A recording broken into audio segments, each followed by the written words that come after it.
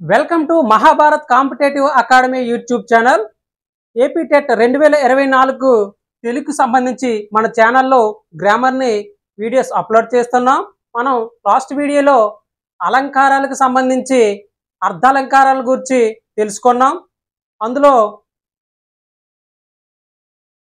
ఉపమాలంకారం చెప్పుకున్నాం, అలాగే రూపకాలంకారం చెప్పుకున్నాం, ఉత్ప్రేక్ష అలంకారం చెప్పుకున్నాం, అలాగే అతిశయోక్తి అతిశయోక్తి ఈ 4 అలంకారాల గురించి కూడా లాస్ట్ వీడియోలో చెప్పుకున్నాం. ఆ వీడియోని ఎవరైనా చూడకపోతే డిస్క్రిప్షన్లో లింక్ ఉంటుంది, చూడండి. ఈ వీడియోలో మనం శబ్దాలంకారాల గురించి తెలుసుకుందాం. శబ్దాలంకారాలు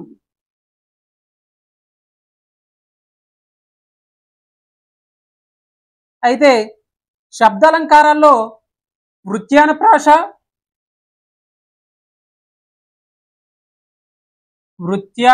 అలంకారం,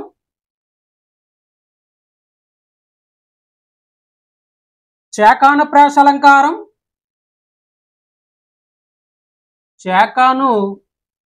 అలంకారం,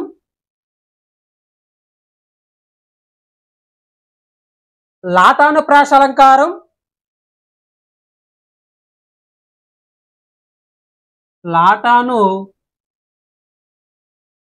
అలంకారం,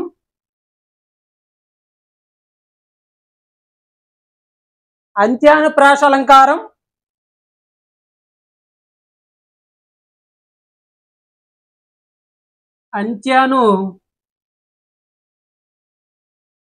అలంకారం.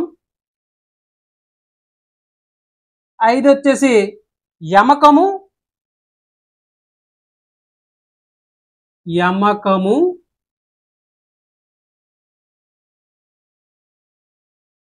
లాస్ట్ వచ్చేసి ముక్త పదగ్రస్త అలంకారం,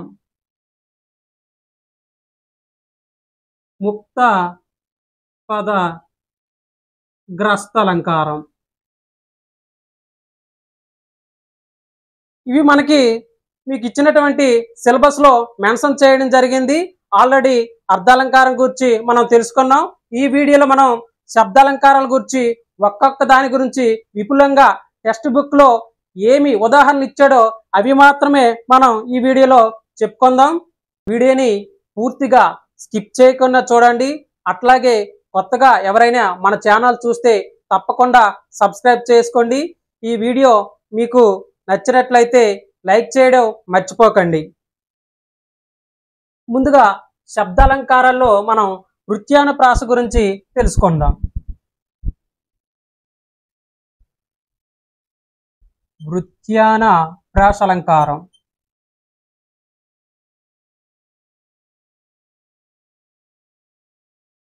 దీని గురించి తెలుసుకునే ముందుగా అలంకారం అంటే ఏమిటి, ఎందుకు వాడతారో తెలియాలి. అసలు అలంకారం అంటే కావ్యాలు, పదాలు అందంగా కనబడాలి, వినబడాలి అనే ఉద్దేశంతో కవులు వీటిని వాడుతున్నారండి. ఏంటండి, కావ్యాలు, పదాలు అందంగా కనబడాలి, వినబడాలి అనే ఉద్దేశంతో ఈ యొక్క అలంకారాలను కవులు వాడుతున్నారు. భాషకు సౌందర్యాన్ని కలుగు చేసేవి ఈ యొక్క అలంకారాలండి. ఏమిటి, భాషకు సౌందర్యాన్ని కలుగు చేస్తాయి,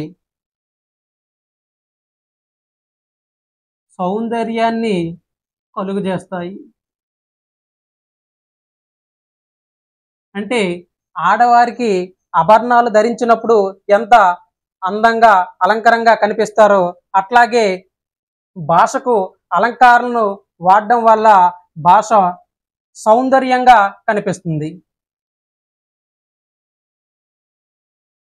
ఇప్పుడు మనం వృత్యానుప్రాస అలంకారం గురించి తెలుసుకుందాం. ఒక హల్లు కానీ అంతకంటే ఎక్కువ హల్లులు కానీ పలుమార్లు పునరావృతం అయితే వృత్యానుప్రాస అలంకారం అంటారు. ఏమిటండి, ఒక హల్లు కానీ దీని యొక్క లక్షణం తెలుసుకున్నట్లయితే ఒక హల్లు కానీ అంతకంటే అంతకంటే ఎక్కువ హల్లులు గాని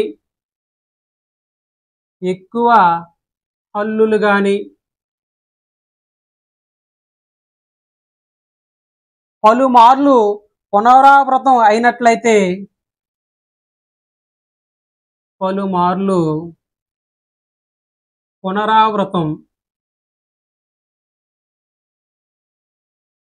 అయినట్లయితే మనం దానిని వృత్యానుప్రాస అలంకారం అని అంటారు. అంటే ఒక హల్లు రిపీటెడ్ గా ఎక్కువ సార్లు రావటం జరుగుతుంది ఈ యొక్క వృత్యానుప్రాస అలంకారాల్లో. ఒక ఉదాహరణ చూద్దాం, చూస్తే మీకు అర్థవంతంగా ఉంటుంది. చూడండి, వాడు బడికి వడివడిగా వచ్చాడు.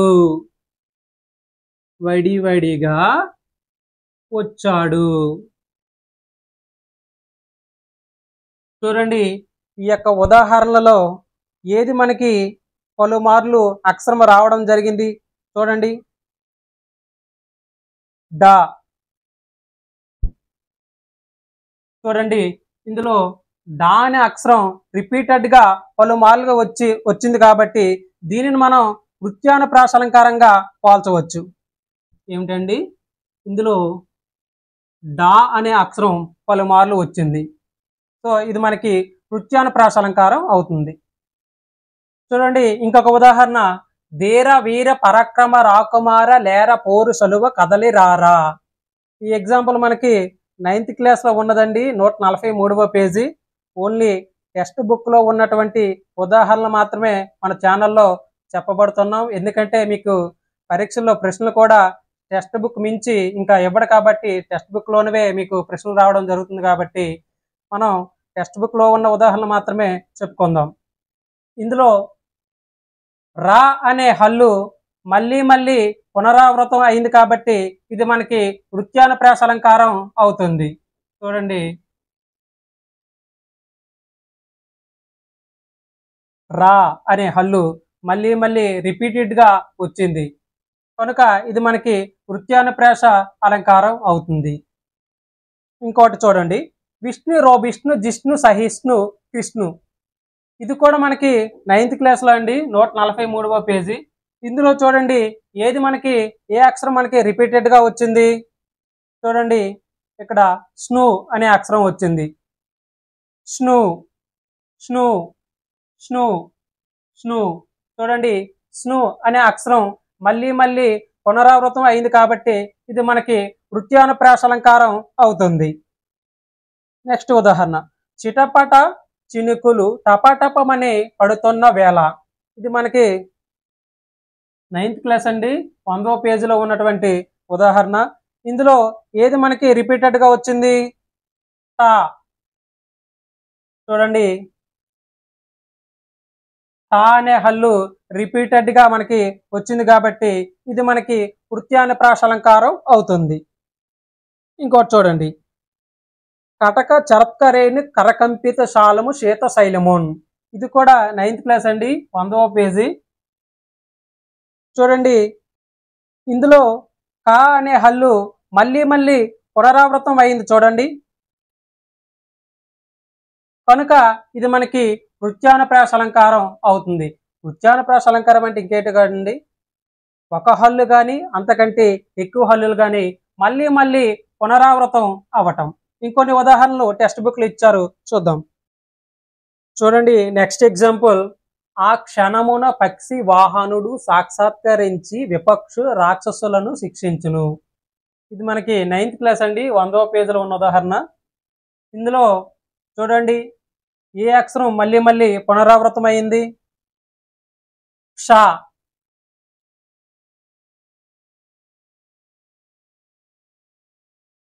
చూడండి, సా అనే అక్షరం మళ్ళీ మళ్ళీ పునరావృతం అయింది కనుక ఇది మనకి వృత్యానుప్రాస అలంకారం అవుతుంది. నెక్స్ట్, మందార మకరంద మాధుర్యమున దేలు మధుపమ్ము పోవునే మదనములకు. ఇది కూడానండి 100వ పేజీ, 9th క్లాస్ లో ఉన్న ఉదాహరణ.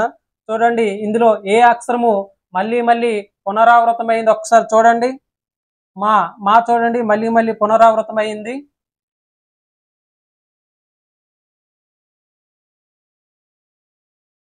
చూడండి ఇందులో మా అనే అక్షరం మళ్ళీ మళ్ళీ పునరావృతం అయింది కనుక ఇది మనకి వృత్యానుప్రాస అలంకారం అవుతుంది. ఇంకొక ఉదాహరణ, అడిగెదనని అడువిడి జనునడిగిన ధను మగడు నడువడని నడియుడొగన్. ఇది కూడా మనకి 9th క్లాస్ అండి, 100వ పేజీలో ఉన్న ఉదాహరణ. చూడండి ఇందులో ఏ అక్షరం మళ్ళీ మళ్ళీ పునరావృతం అయింది చూడండి. డా చూడండి ఒకసారి మళ్ళీ మళ్ళీ పునరావృతం అయింది.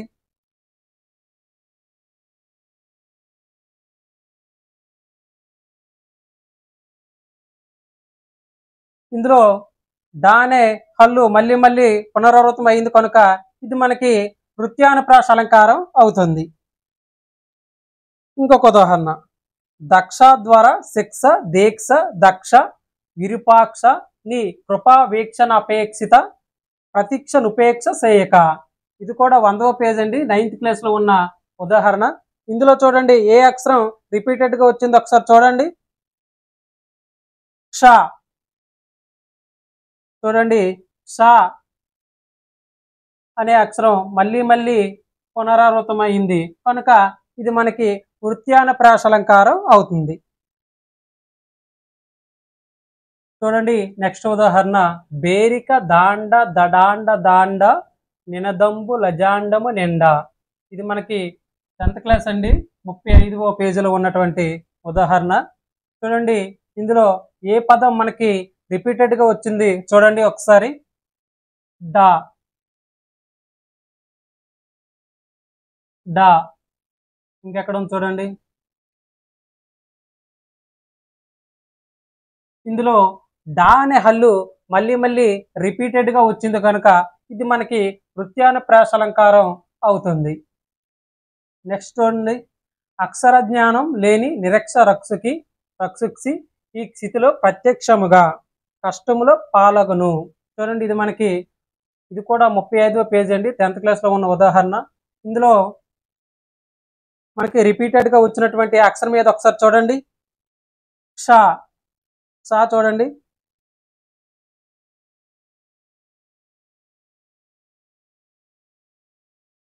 ఇందులో మనకి క్ష అనే అక్షరం మళ్ళీ మళ్ళీ వచ్చింది చూడండి కనుక ఇది మనకి వృత్యానుప్రాస అలంకారం అవుతుంది. చూడండి నెక్స్ట్ ఉదాహరణ, లక్ష్య భక్ష్యములు భక్షించే లక్ష్మయ్యకు ఒక భక్ష్యము లక్ష్యమా. ఇది కూడా 35వ పేజీ అండి, 10th క్లాస్లో ఉదాహరణ. ఇందులో కూడా క్ష అనే అక్షరం మళ్ళీ మళ్ళీ వచ్చింది ఒకసారి చూడండి రిపీటెడ్గా కనుక ఇది మనకి వృత్యానుప్రాస అలంకారం అవుతుంది. చూడండి మనకి టెట్ సిలబస్లో శబ్దాలంకారాల్లో శాఖానుప్రాస అలంకారం గురించి ఇచ్చారండి. దీని గురించి మనం టెక్స్ట్ బుక్లో ఉన్న ఉదాహరణలు చెప్పుకుందాం.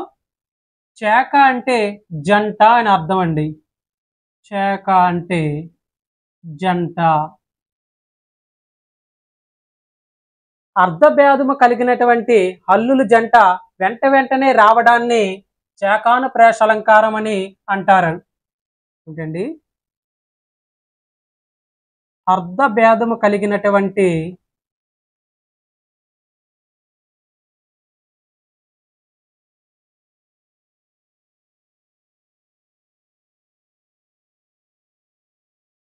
చూడండి అర్ధభేదము కలిగినటువంటి హల్లులు జంట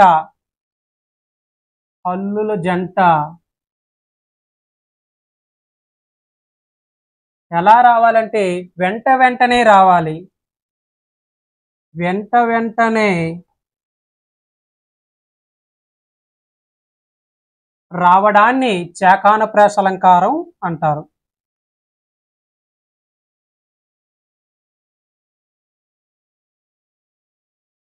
శాఖానుప్రాస అలంకారం.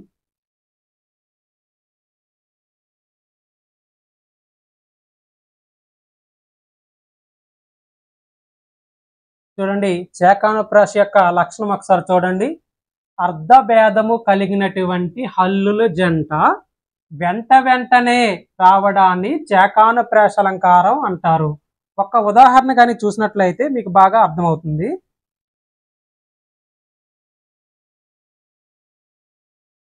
అరటిపండు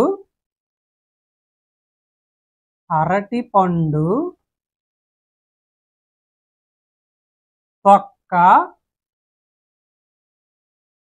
తొక్కరాదు.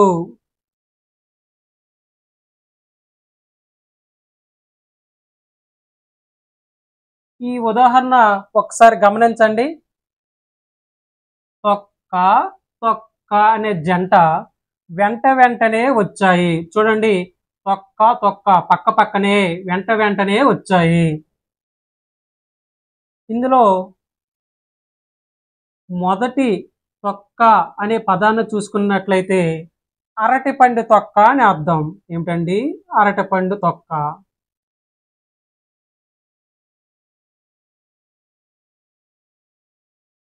రెండోసారి వచ్చిన తొక్క అనే పదాన్ని చూసుకున్నట్లయితే కాలితో తొక్కరాదు. ఏమిటండి రెండోసారి అర్థం? కాలితో తొక్కరాదు. కాలితో తొక్కరాదు. చూడండి, మనకి చేకాన ప్రాస యొక్క లక్షణం ఒక్కసారి గమనించండి. అర్ధభేదము కలిగినటువంటి హల్లుల జంట వెంటనే రావడాన్ని చేకాన ప్రాస అలంకారం అంటారు. చూడండి, అరటి పండు తొక్క తొక్కరాదు. అర్ధభేదం కనిపిస్తుంది. తొక్క తొక్క ఇందులో మనకి అర్ధభేదం కనిపిస్తున్నది. రెండోది వెంటనే రావాలి. చూడండి, తొక్క తొక్క అనే పదాలు కూడా పక్క పక్కనే వెంటనే వచ్చాయి కనుక ఇది మనకి చేకానుప్రాస అలంకారం అవుతుంది. ఇంకొన్ని ఉదాహరణలు మన టెక్స్ట్ బుక్లు ఇచ్చారండి, అవి కూడా సార్ చూద్దాం. చూడండి, నెక్స్ట్ ఉదాహరణ విచారింపని పని చేయరాదు. ఇది మనకి 70వ పేజీ అండి, 9th క్లాస్లో ఉన్న ఉదాహరణ. చూడండి, మనకి చేకానుప్రాస అలంకారం యొక్క లక్షణం ఏమిటి? అర్ధభేదంతో కూడిన హల్లుల జంట వెంటనే రావాలి. పని పని చూడండి, వెంటనే వచ్చాయి. అంటే ఒకదాని తర్వాత ఇంకొకటి వెంటనే రావాలి. రెండు కూడా వెంటనే వచ్చాయి. ఇంకేం ఉండాలి? అర్ధభేదం ఉండాలి. చూడండి, మొదటి పదాల్లో విచారింపని పని అనే వాక్యాల్లో అర్థం ఏమిటంటే విచారింపని అనే అర్థం. రెండో వాక్యాల్లో పని అంటే అర్థం ఏమిటంటే కార్యం అని అర్థం. అంటే అర్ధభేదంతో వెంటనే వచ్చాయి కాబట్టి ఇది మనకి చేకానుప్రాస అలంకారం అవుతుంది. నెక్స్ట్, నేడు ధర బాగా పెరిగిపోయింది. చూడండి, మనకి వెంటనే అర్ధభేదంతో కూడి రావాలండి. చూడండి, ధర వెంటనే వచ్చాయి. నేడు వెల ఎంత ఉందంటే ధర బాగా పెరిగింది, అంటే రేటు బాగా పెరిగిపోయింది. చూడండి, అర్ధభేదంతో వచ్చింది, వెంటనే వచ్చింది కనుక ఇది మనకి చేకానుప్రాస అలంకారం అవుతుంది. ఇది 24వ పేజీ అండి, 10th క్లాస్లో ఉన్న ఉదాహరణ. నెక్స్ట్, ఈ 7 రోజుల పాటు వ్రతం చేయాలి. ఇది కూడా 24వ పేజీ అండి, 10th క్లాస్లో ఉన్న ఉదాహరణ. అంటే చూడండి, 7 అనే పదాలు కూడా వెంటనే వచ్చాయి. అంటే 7 వచ్చిన వెంటనే మరుక్షణం 7 అనే మళ్ళీ రిపీటెడ్గా వచ్చింది కనుక అర్ధభేదంతో కూడి ఉంది, అట్లాగే వెంటనే వచ్చాయి కనుక ఇది మనకి చేకానుప్రాస అలంకారం అవుతుంది. నెక్స్ట్, గోరు వంక చూసుని. చూడండి, వంక అనే రెండు పదాలు కూడా వెంటనే అర్ధభేదంతో వచ్చాయి కనుక ఇది మనకి చేకానుప్రాస అలంకారం అవుతుంది. ఇది కూడా 24వ పేజీ అండి, 10th క్లాస్లో ఉన్న ఉదాహరణ. నెక్స్ట్, సుందర దరహాస రుచులు. ఇది మనకి 10th క్లాస్ అండి, 24వ పేజీలో ఉన్నటువంటి ఉదాహరణ. చూడండి, ధర అని అర్ధభేదంతో వెంటనే వచ్చాయి కనుక ఇది మనకి చేకానుప్రాస అలంకారం అవుతుంది. నెక్స్ట్, రాజా నీది శుభంకర కరం. చూడండి, కరం అనే అక్షరాలు అర్ధభేదంతో వెంటనే వచ్చాయి కనుక ఇది మనకి చేకానుప్రాస అలంకారం అవుతుంది. నెక్స్ట్ చూడండి, సమస్యల సాధనకు నారీ నారీ బిగించింది. ఇది కూడా మనకి 24వ పేజీ అండి, 10th క్లాస్లో ఉన్న ఉదాహరణ. చూడండి, నారీ నారీ అనే పదాలు అర్థభేదంతో వెంటనే వచ్చాయి కనుక ఇది మనకి చేకానుప్రాస అలంకారం అవుతుంది. నెక్స్ట్, ఆ కొమ్మ కొమ్మ వంచి పూలు కోసును. ఇది కూడా 24వ పేజీ అండి. చూడండి, ఇక్కడ కొమ్మ కొమ్మ అనే పదాలు అర్థభేదంతో వెంటనే వచ్చాయి కనుక ఇది కూడా చేకానుప్రాస అలంకారం అవుతుంది. ఇంతటితో చేకానుప్రాస అలంకారం యొక్క ఉదాహరణలన్నీ చెప్పుకున్నామండి. నెక్స్ట్ మనకి టెట్ సిలబస్లో ఇచ్చినటువంటి అంత్యానుప్రాస అలంకారం. అంత్య అంటే చివర ఏమిటండి? అంత్య అంటే చివర. దీని యొక్క లక్షణాన్ని మనం చూసినట్లయితే అన్ని పాదాలలోనూ ఏమిటండి? అన్ని పాదాలలోనూ చివరన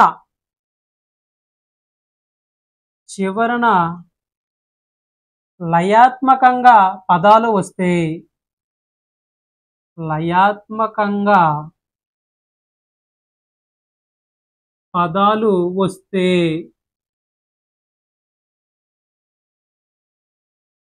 దానిని అంత్యానుప్రాస అలంకారం అంటారు. అంత్యానుప్రాస అలంకారం అంటారు. చూడండి, దీని యొక్క లక్షణం ఒక్కసారి చూడండి. అన్ని పాదాలలోనూ చివరన లయాత్మకంగా పదాలు వస్తే దానిని అంత్యానుప్రాస అలంకారం అంటారు. అంటే చివరన వచ్చే పదాలు లయాత్మకంగా ఉండాలి. చూడండి, ఒక్క ఉదాహరణ ఒకసారి చూడండి. భాగవతమున భక్తి, భారతములో ముక్తి, రామకథయే ముక్తి. ఈ 3 పదాలు కూడా చివరన వచ్చాయి. అట్లాగే పలికినప్పుడు ఎలా ఉన్నాయంటే లయాత్మకంగా ఒకేలా ఉన్నాయి కనుక ఇది మనకి అంత్యానుప్రాస అలంకారం అవుతుంది. ఇంకేమి కాదండి, చివరన వచ్చే పదాలన్నీ కూడా లయాత్మకంగా ఉండాలి. దానిని అంత్యానుప్రాస అలంకారం అంటారు. ఈ ఉదాహరణ అనేది 27వ పేజీ అండి, 9th క్లాస్లో ఉన్న ఉదాహరణ. ఇంకేమైనా ఉదాహరణలు ఇస్తే ఒకసారి చూద్దాం. చూడండి, నెక్స్ట్ ఉదాహరణ. రాళ్లను మలిచి ఆయుధాలుగా చెక్కుకున్నాం, జంతువులను చంపి ఆకలి తీర్చుకున్నాం. ఇది మనకి 8th క్లాస్ అండి, 110వ పేజీలో ఉన్నటువంటి ఉదాహరణ. ఒక్కసారి అంత్యానుప్రాస యొక్క లక్షణాలను ఒకసారి చూద్దాం. పాదాల చివరన ఒకే విధమైన పదాలు లయాత్మకంగా రావడాన్ని అంత్యానుప్రాస అలంకారం అంటారు. చూడండి, పాదాలు చివరన ఒకే విధంగా ఉండాలి. చూడండి, కొన్నాం కొన్నాం అంటే పాదాలు చివరన వచ్చాయి. ఎలా ఉన్నాయంటే లయాత్మకంగా ఉన్నాయి కనుక ఇది మనకి అంత్యానుప్రాస అలంకారం అవుతుంది. మాటలు నేర్చుకున్నాం, లిపులు కూర్చుకున్నాం, దేవుళ్ళను సృష్టించుకున్నాం. ఇక్కడ కూడా చూడండి, పాదాల చివరన ఎలా ఉండాలి? ఒకే విధమైన పదాలు ఉండాలి. ఎలా ఉండాలంటే లయాత్మకంగా ఉండాలి. చూడండి, కొన్నాం కొన్నాం కొన్నాం, నేర్చుకున్నాం, కూర్చుకున్నాం, సృష్టించుకున్నాం. ఇలా పాదాల చివరన ఒకే విధమైనటువంటి పదాలు వచ్చాయి. ఇవి ఎలా ఉన్నాయంటే లయాత్మకంగా ఉన్నాయి కనుక దీనిని మనం అంత్యానుప్రాస అలంకారం అవుతుంది. ఇది మనకి 110వ పేజీ అండి, 8th క్లాస్లో ఉన్నటువంటి ఉదాహరణ. దీనితో అంత్యానుప్రాస అలంకారం యొక్క ఉదాహరణలన్నీ కూడా చెప్పుకున్నామండి. నెక్స్ట్ అలంకారం చూద్దాం. చూడండి, మనకి టెట్ సిలబస్లో లాటానుప్రాస అలంకారం కూడా ఇచ్చారండి. లాటానుప్రాస అలంకారం యొక్క లక్షణాన్ని మనం గమనిస్తే అర్థభేదం లేకుండా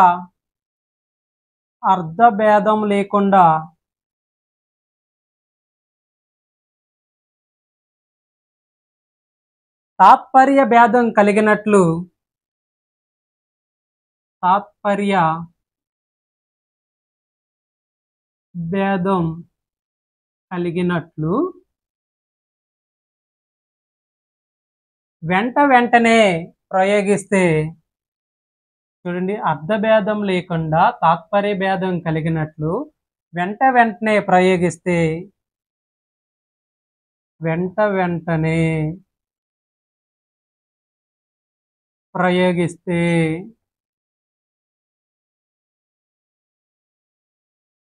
దానిని లాటానుప్రాస అలంకారం అంటారు.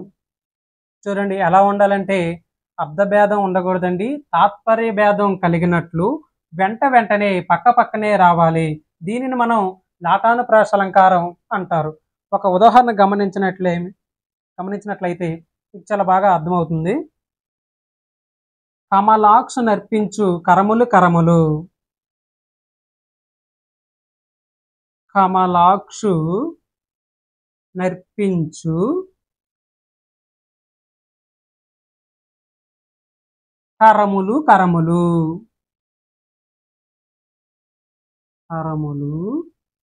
కరములు.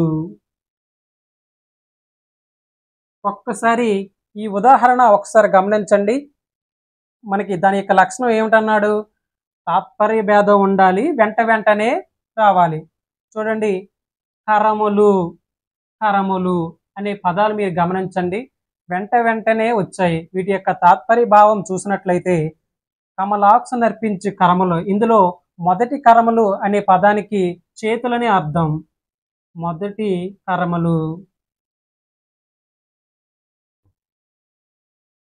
చూడండి, మొదటిసారిగా ప్రయోగించిన కరములు అనే పదానికి చేతులు అని అర్థం. అవి ఎలాంటి చేతులు అంటే ధన్యమైన చేతులు. రెండవసారి వచ్చిన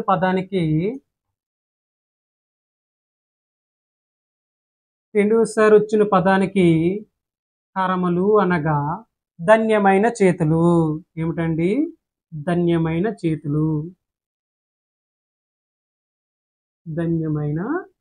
చేతులు.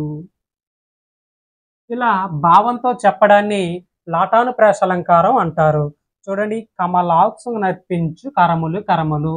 ఇందులో మొదటిసారిగా ప్రయోగించిన కరములు అనే పదానికి చేతులని అర్థం, రెండవసారి ప్రయోగించిన పదానికి అర్థం ధన్యమైన చేతులు. ఇలా వెంటనే తాత్పర్య భావంతో ప్రయోగించడాన్ని లాటానుప్రాస అలంకారం అంటారు. టెక్స్ట్ బుక్ లో ఉన్న కొన్ని ఉదాహరణలు చూద్దాం. చూడండి, ఇవి మనకి టెక్స్ట్ బుక్ లో ఉన్న ఉదాహరణలు. నీటిలో పడిన తేలుతుందా? ఇది మనకి 70వ పేజీ అండి, 9th క్లాస్ లో ఉన్న ఉదాహరణ. చూడండి, తేలుతుందా, ఇలా వెంటనే వచ్చాయి. ఇంకేం ఉండాలి? లాటానుప్రాస అంటే తాత్పర్య భావంతో ఉండాలి.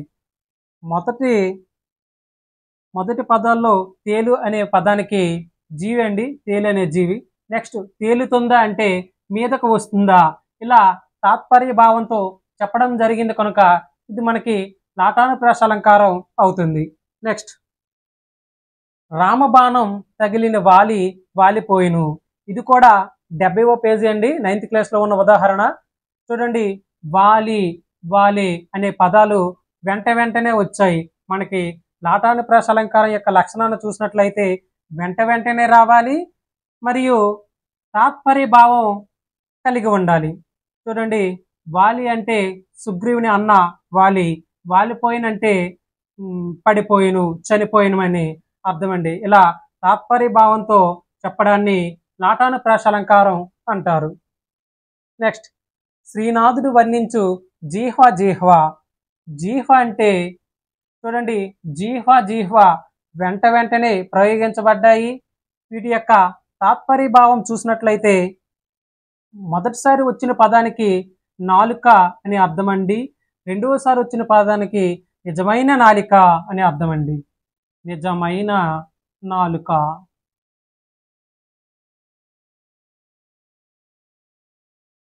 ఇలా తాత్పర్య భావంతో చెప్పడం జరుగుతుందండి కనుక దీన్ని మనం లాటానుప్రాస అలంకారం అంటారు.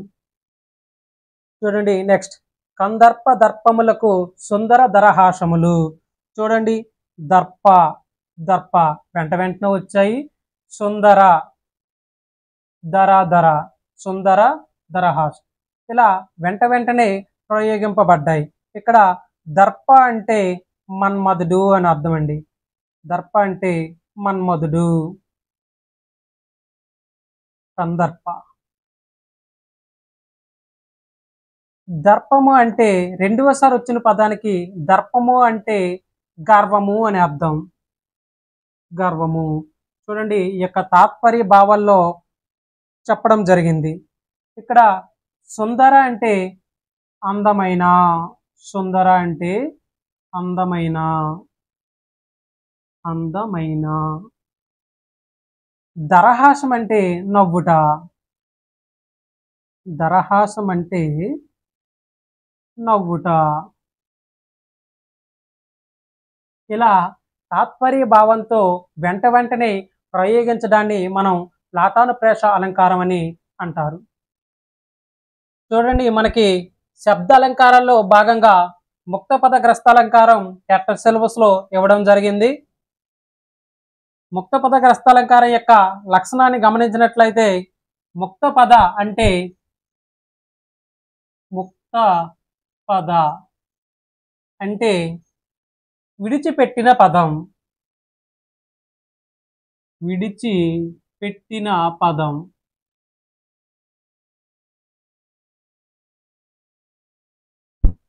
గ్రస్తం అంటే, గ్రస్తం అంటే తిరిగి గ్రహించడం, తిరిగి గ్రహించడం. ముక్తపద గ్రస్తాలంకారం అంటే విడిచిపెట్టిన పదాన్ని తిరిగి గ్రహించడాన్ని ముక్తపద గ్రస్తాలంకారం అంటారు. చూడండి, మనకి టెక్స్ట్ బుక్ లో 2 ఉదాహరణలు ఇవ్వబడ్డాయి. 1వ ఉదాహరణ 147వ పేజీ అండి, 10th క్లాస్ లో ఉన్న ఉదాహరణ. 2వ ఉదాహరణ 148వ పేజీ, 10th క్లాస్ లో ఉన్న ఉదాహరణ. ఈ 2 ఉదాహరణలు మనం గమనిస్తే మనకి ముక్తపద గ్రస్తాలంకారం గురించి అవగాహన వస్తుంది. చూడండి, మన వేటికి నూతనమా. చూడండి, ఇక్కడ తనమా మొదటి పాదంలో ఎండింగ్ ఏమొచ్చింది, చివరి పదం తనమా. రెండవ పాదంలో అదే తిరిగి ప్రారంభం అవుతుంది. చూడండి, తనమా అంటే మొదటి పాదాల్లో చివరగా అంతమయ్యే పదం రెండవ పాదాల్లో మొదటగా పునఃప్రారంభం అవుతుంది. మానిని బ్రాహ్మ తనకు దక్కితి ననుమ. చూడండి, రెండవ పాదంలో చివరగా ననుమతో అంతమైంది. ఇదే పాదం మూడవ పాదంలో మొదటిగా ప్రారంభం అవుతుంది. చూడండి, ననుమ అంటే చివరగా ఏమొచ్చిందో అది తర్వాత పాదంలో మొదటిగా ప్రారంభం అవుతుంది. చూడండి, దయ ధనరం. చివరగా ఈ పాదాలు మూడవ పాదాలు ఏమొచ్చింది, ధనరం, ధనరంతో అంతమైంది.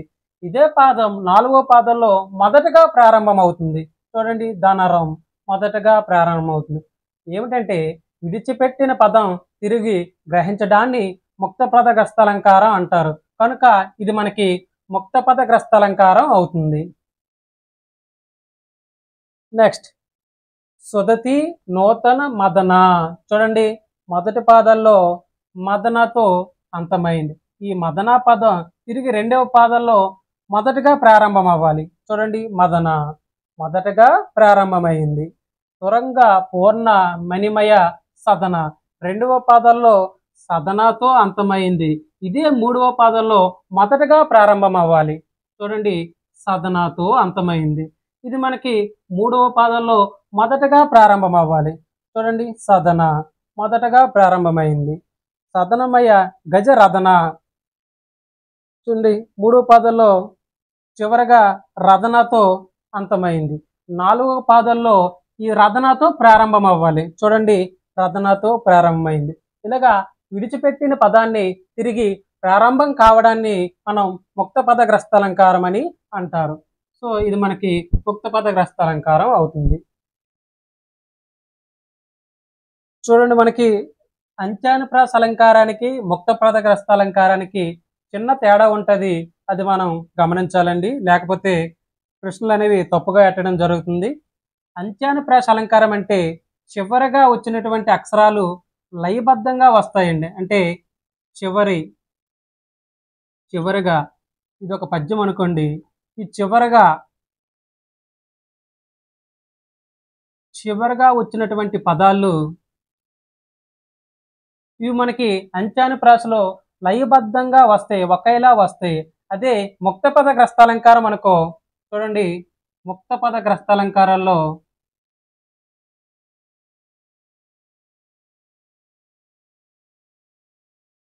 మనకి ముక్తపద గ్రస్తాలంకారాల్లో ఎట్లా వస్తాయంటే, ఇది ఒక పద్యం అనుకో, చివరగా వచ్చిన పదం తిరిగి మొదటగా ప్రారంభమవుతుంది.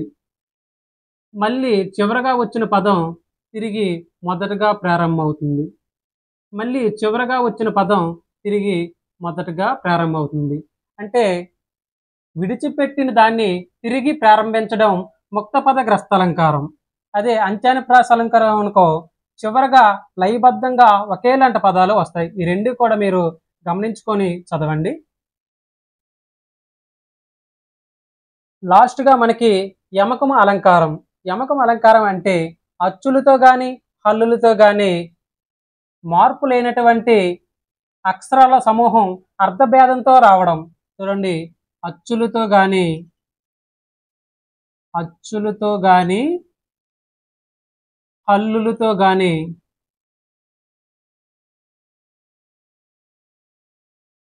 మార్పు లేనటువంటి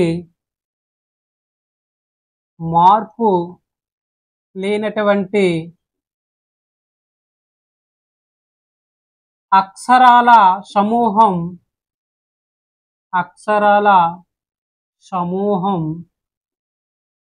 ఎలా రావాలండి? అర్ధభేదంతో రావాలి. అర్ధభేదంతో రావడాన్ని యమకం అలంకారం అని అంటారు.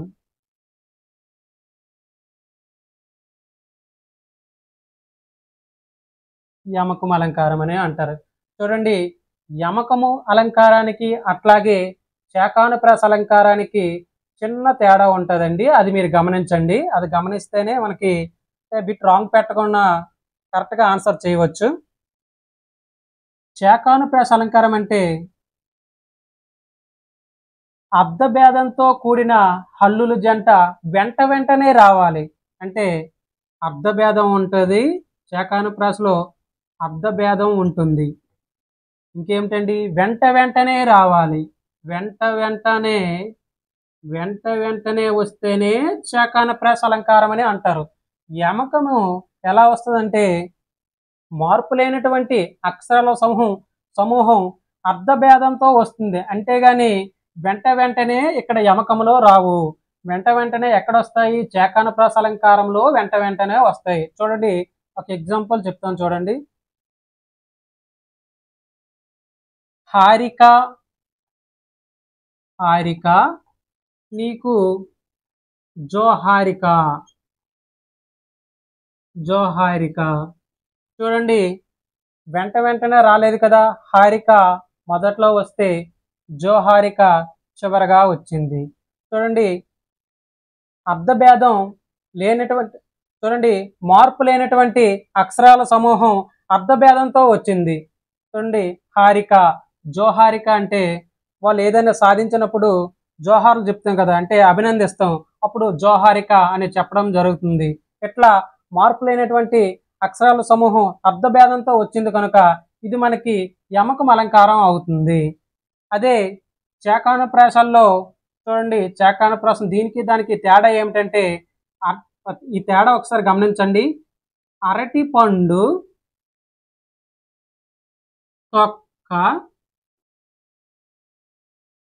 తొక్కరాదు. చూడండి, ఇక్కడ శాకానుప్రాసలో ఎట్లా వచ్చాయి చూడండి. తొక్క పక్కనే వెంటనే వచ్చాయి కనుక ఇది శాకానుప్రాసం.